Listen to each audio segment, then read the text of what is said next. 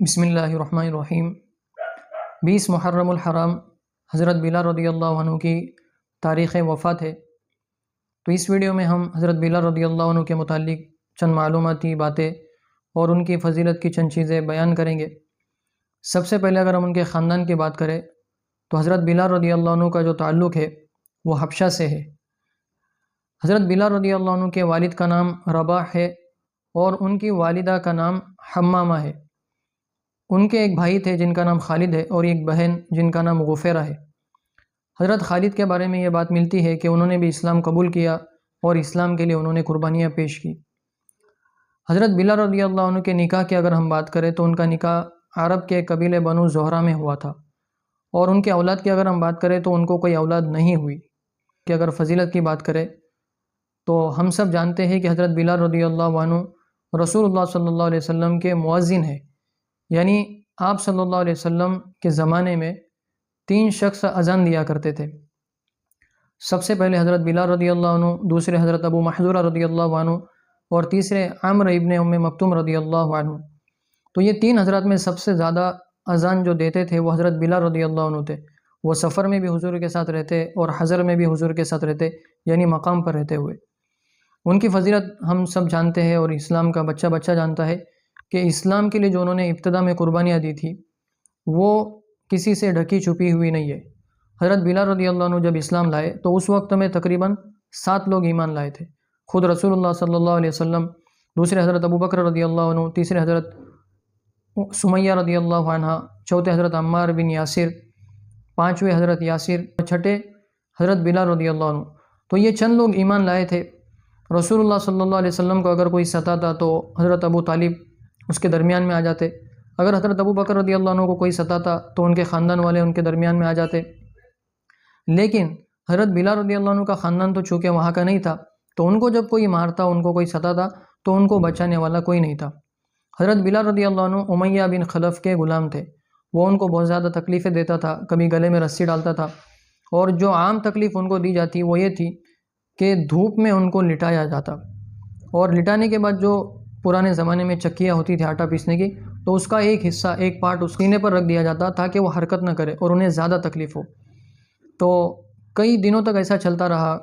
ایک مرتبہ حضرت ابو بکر رضی اللہ عنہ وہاں سے گزرے تو انہوں نے امیہ بن خلف سے کہا کہ تم ان کو آزاد کر دو، تو اس کے بدلے میں تمہیں 5 اوقیہ یا 7 اوقیہ دیتا ہوں۔ تو اس نے قبول کر لیا اور ان کو کیا کر دیا؟ آزاد کر دیا۔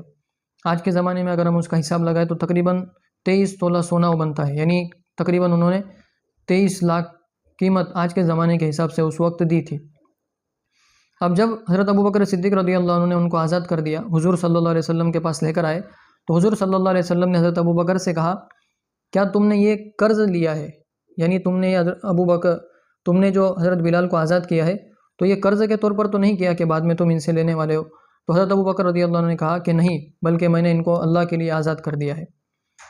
دوسری فضیلت حضرت بلال رضی اللہ عنہ کی یہ ہے کہ رسول اللہ صلی اللہ علیہ وسلم جب معراج میں تشریف لے گئے اور وہاں پر انہوں نے جنت میں حضرت بلال رضی اللہ عنہ کے چلنے کی آواز سنی۔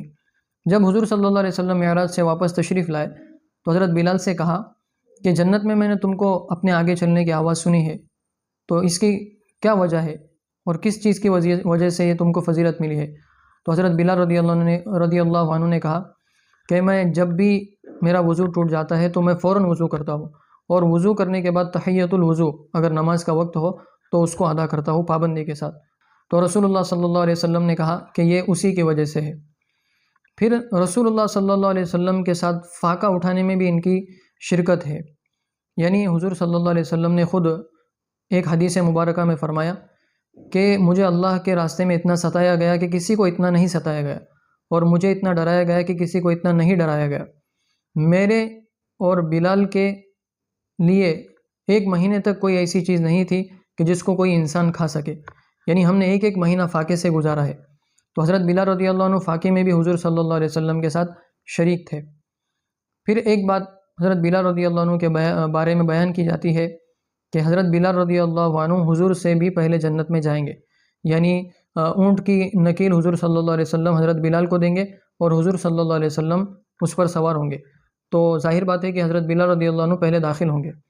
اب اس روایت کو بعض لوگ صحیح نہیں کہتے، لیکن اگر اس کو صحیح مان لیا جائے تو اس کی تعویل یہ ہو سکتی ہے، جیسے آج کے زمانے میں بھی ہم اگر دیکھیں تو بہت جو بڑے بڑے لوگ ہوتے ہیں تو ان کے جو باڈی گارڈ ہوتے ہیں، ان کے ساتھ جو چلنے والے ہوتے ہیں، تو وہ بعض دفعہ ان سے آگے چلتے ہیں، بعض دفعہ پیچھے چلتے ہیں۔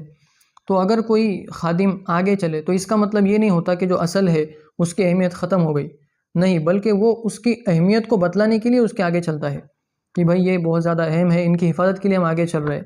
تو حضرت بلال رضی اللہ عنہ کا مرتبہ حضور سے بڑھ نہیں جاتا اس فضیلت کی وجہ سے کہ وہ جنت میں حضور صلی اللہ علیہ وسلم سے پہلے داخل ہوں گے، بلکہ اس سے تو حضور صلی اللہ علیہ وسلم کی فضیلت معلوم ہوتی ہے کہ جس اونٹنی پر حضور صلی اللہ علیہ وسلم بیٹھے ہیں اس کی نکیل پکڑنے کے لیے اس کی خدمت کے طور پر حضرت بلال رضی اللہ عنہ متعین کیے گئے، اگر اس کو صحیح مانے، ورنہ جو محدثین ہیں وہ اس واقعے کو درست نہیں سمجھتے۔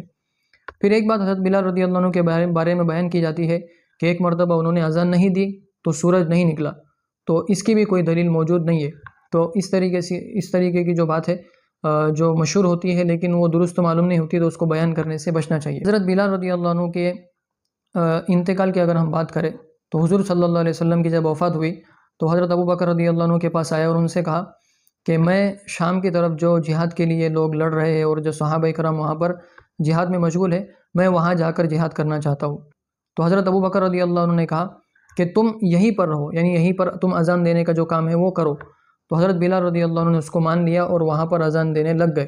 لیکن بعض روایتوں میں آتا ہے کہ حضرت بلال رضی اللہ عنہ نے حضرت ابو بکر سے کہا کہ تم نے مجھے کس لیے آزاد کیا، یعنی اللہ کے لیے آزاد کیا یا اپنے لیے آزاد کیا؟ تو حضرت ابو بکر نے کہا کہ اللہ کے لیے۔ تو حضرت بلال رضی اللہ عنہ نے کہا کہ پھر آپ مجھے جانے دیں، اور وہ چلے گئے، یعنی شام کی طرف وہ چلے گئے۔ اور بعض روایتوں میں آتا ہے کہ وہ حضرت ابو بکر کی بات مان کر وہیں پر رک گئے۔ پھر جب حضرت ابو بکر رضی اللہ عنہ کا انتقال ہوا تو حضرت عمر رضی اللہ عنہ کے پاس گئے اور ان سے کہا کہ مجھے آپ شام جانے کی اجازت دے دیں، یعنی وہاں پر جو لوگ جہاد کر رہے ہیں میں ان کے ساتھ جہاد میں مشغول ہو جاؤں، میں وہاں پر جا کر جہاد میں مشغول ہو جاؤں۔ تو حضرت عمر رضی اللہ عنہ نے کہا کہ آپ نے حضور کے زمانے میں اذان دی، حضرت ابو بکر کے زمانے میں اذان دی، تو آپ ہمارے زمانے میں بھی اذان دو۔ تو حضرت بلال رضی اللہ عنہ نے انکار کر دیا اور وہاں سے وہ شام کی طرف چلے گئے۔ ان کے انتقال کی اگر ہم بات کریں تو ان کا انتقال دمشق میں باب الصغیر جو ایک جگہ ہے وہاں پر ہوا۔ ان کی جو قبر کی تصاویر ہے وہ بھی سوشل میڈیا پر ہم کو مل جاتی ہے۔ اور ایک ان کی فضیلت یہ ہے کہ جب مکہ فتح ہوا تو کعبے کی چھت پر چڑھ کر حضرت بلال رضی اللہ عنہ نے اذان دی۔ تو ہم سب کو چاہیے کہ ہم ان کے جیسا بننے کی کوشش کریں۔ انہوں نے جس طریقے سے قربانیاں دی کہ کفار اور مشرکین ستائے جا رہے لیکن وہ احد احد اللہ ایک ہے، اللہ ایک ہے یہ کہتے جا رہے۔ تو آج ہم کو بھی یہ چاہیے کہ تھوڑی سی پریشانی، تھوڑی سی مصیبت اگر آ جائے تو ہم اللہ سے نہ ہٹے، بلکہ اس پریشانی اور اس حالت کا مقابلہ کرے اور اللہ کو ہی مانے اور اللہ کی توحید کا ہی اقرار کرے۔ اللہ تبارک و تعالی ہم سب کو ان کے جیسا ایمان نصیب فرمائے۔